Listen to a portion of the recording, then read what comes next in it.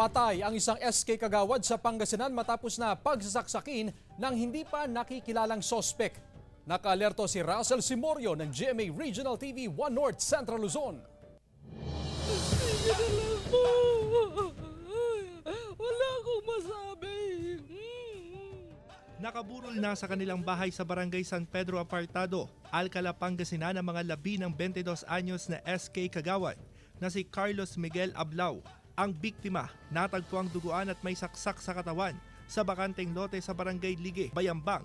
Dinala pa sa ospital ang biktima pero namatay rin makalipas ang ilang oras.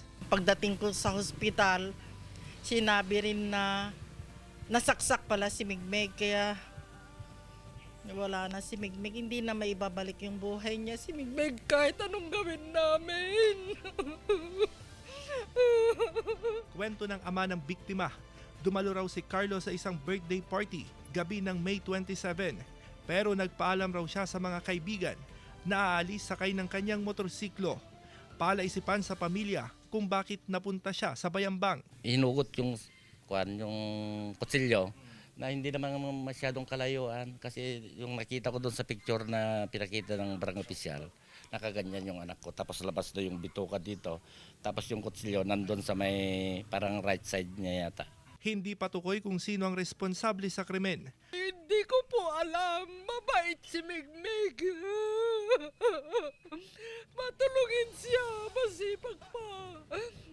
Maasahan ko si Migmig sa lahat ng gawain. Kaya kung sino mang gumawa sa kay Migmig, hostisya na lang po.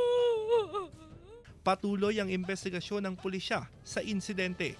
Mula sa GMA Regional TV 1 North Central Luzon, Russell Simorio nagbabalita para sa GMA Integrated News.